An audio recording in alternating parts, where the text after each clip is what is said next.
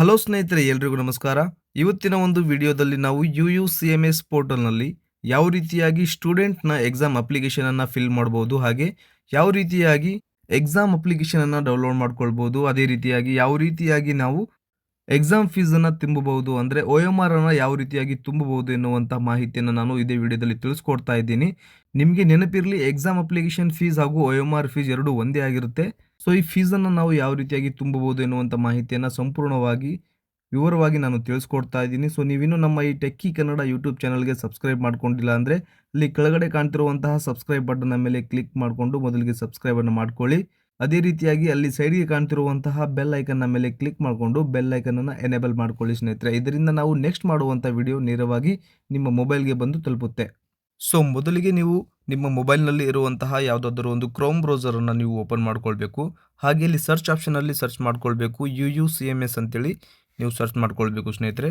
So ಇಲ್ಲಿ ಕೆಳಗಡೆ ಕಾಣ್ತಿರುವಂತಹ ಮೊದಲನೇ ಲಿಂಕ್ ಮೇಲೆ ಅಂದರೆ UUCMS.Karnataka.government.in ವೆಬ್ಸೈಟ್ ಇರುತ್ತೆ. ಸೊ ಈ ವೆಬ್ಸೈಟ್ ಮೇಲೆ ನೀವು ಕ್ಲಿಕ್ ಮಾಡ್ಕೊಳ್ಬೇಕು.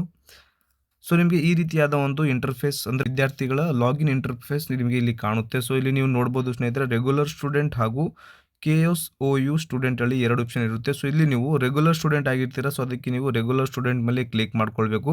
ಹಾಗೆ ಇಲ್ಲಿ ಯೂಸರ್ ನೇಮ್ ಹಾಗೂ ಪಾಸ್ವರ್ಡ್, ಹಾಗೆ ಇಲ್ಲಿ ಕೆಳಗಡೆ ಕಾಣ್ತಿರುವಂತಹ ಕ್ಯಾಪ್ಚಾವನ್ನು ಎಂಟರ್ ಮಾಡಿಕೊಂಡು ಇಲ್ಲಿ ಲಾಗಿನ್ ಆಪ್ಷನ್ ಮೇಲೆ ನೀವು ಕ್ಲಿಕ್ ಮಾಡ್ಕೊಳ್ಬೇಕಾಗುತ್ತೆ ಸ್ನೇಹಿತರೆ.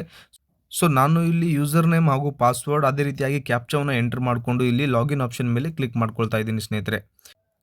ಸೊ ನೆಕ್ಸ್ಟ್ ನಿಮಗೆ ಈ ರೀತಿಯಾಗಿರುವಂತಹ ವೆಲ್ಕಮ್ ಟು UUCMS ಪೋರ್ಟಲ್ನ ಅಫಿಷಿಯಲ್ ವೆಬ್ಸೈಟ್ ಇಲ್ಲಿ ಓಪನ್ ಆಗಿರುವಂಥದ್ದು.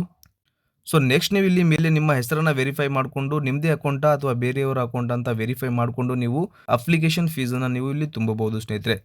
ನೆಕ್ಸ್ಟ್ ನಿಮಗೆ ಇಲ್ಲಿ ಟಾಪ್ ಕಾರ್ನರಲ್ಲಿ ಕಾಣ್ತಿರುವಂಥ ಫೋಟೋ ಆಪ್ಷನ್ ಮೇಲೆ ಕ್ಲಿಕ್ ಮಾಡ್ಕೊಳ್ಬೇಕಾಗಿರುತ್ತೆ.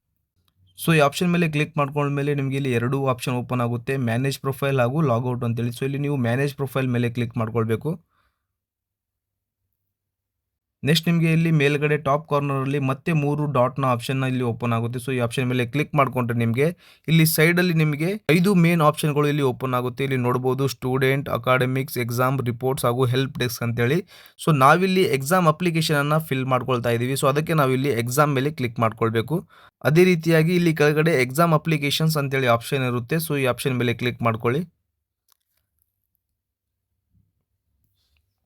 ಸೊ ನೆಕ್ಸ್ಟ್ ಇಲ್ಲಿ ನಿಮಗೆ ಈ ರೀತಿಯಾಗಿರುವಂಥ ಒಂದು ಪೇಜ್ ಓಪನ್ ಆಗಿರುತ್ತೆ. ಸೊ ಇಲ್ಲಿ ನೀವು ನಿಮಗೆ ವೆರಿಫೈ ಮಾಡ್ಕೊಳ್ಬೇಕು ಯಾವ ಸೆಮ್ನ ನೀವು ಅಪ್ಲಿಕೇಶನನ್ನು ನೀವು ಫಿಲ್ ಮಾಡ್ಕೊಳ್ಬೇಕು ಎನ್ನುವಂಥ ಮಾಹಿತಿಯನ್ನು ಇಲ್ಲಿಂದ ನೀವು ವೆರಿಫೈ ಮಾಡಿಕೊಂಡು ಎಕ್ಸಾಮ್ ಅಪ್ಲಿಕೇಶನ್ ಫೀಸನ್ನು ನೀವು ಇಲ್ಲಿಂದ ತುಂಬಬಹುದು ಸ್ನೇಹಿತರೆ. ಸೊ ಇಲ್ಲಿ ನಾವು 6 ಸೆಮ್ನ ಎಕ್ಸಾಮ್ ಅಪ್ಲಿಕೇಶನ್ನ ತುಂಬ್ತಾ ಇದ್ದೀವಿ. ಸೊ ಅದಕ್ಕಾಗಿ ಇಲ್ಲಿ ನೀವು ನೋಡ್ಕೊಳ್ಬೋದು ಸ್ನೇಹಿತರೆ, 6 ಸೆಮ್ಮಲ್ಲಿ ನಾವು ಸೈಡಲ್ಲಿ ಆ್ಯಕ್ಷನಲ್ಲಿ ನೀವು ಇಲ್ಲಿ ನೋಡ್ಕೊಳ್ಬೋದು ಸ್ನೇಹಿತರೆ, ಅಪ್ಲೈ ಫಾರ್ ಎಕ್ಸಾಮ್ ಅಂತೇಳಿ ಆಪ್ಷನ್ ಇರುತ್ತೆ. ಸೊ ಈ ಆಪ್ಷನ್ ಮೇಲೆ ನೀವು ಕ್ಲಿಕ್ ಮಾಡ್ಕೊಳ್ಬೇಕು.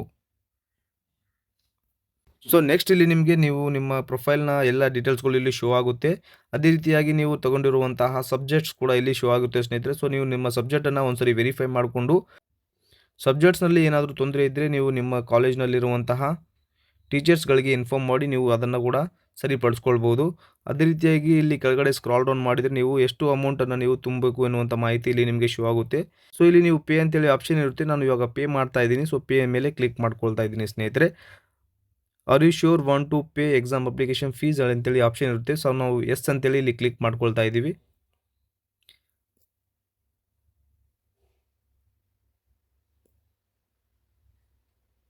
ಸೊ ನಿಮ್ಮ ಹತ್ರ ಇಲ್ಲಿ ಕ್ರೆಡಿಟ್ ಕಾರ್ಡ್, ಡೆಬಿಟ್ ಕಾರ್ಡ್ ಅಥವಾ ಯಾವುದೇ ರೀತಿಯಾದ ನೆಟ್ ಬ್ಯಾಂಕಿಂಗ್ ಅಥವಾ ಫೋನ್ಪೇ, ಗೂಗಲ್ ಪೇನ ಯೂಸ್ ಮಾಡ್ತಾ ಇದ್ದೀರಿ ಅಂದರೆ ನೀವು ಇಲ್ಲಿ ಆನ್ಲೈನಲ್ಲಿ ಎಕ್ಸಾಮ್ ಅಪ್ಲಿಕೇಶನ್ನ ನೀವು ಪೇ ಮಾಡ್ಬೋದು ಸ್ನೇಹಿತರೆ. ಸೊ ನಾವಿಲ್ಲಿ ಫೋನ್ಪೇನ ಅಥವಾ ಗೂಗಲ್ ಪೇನ ಯೂಸ್ ಮಾಡ್ತಾ ಇದ್ದೀವಿ.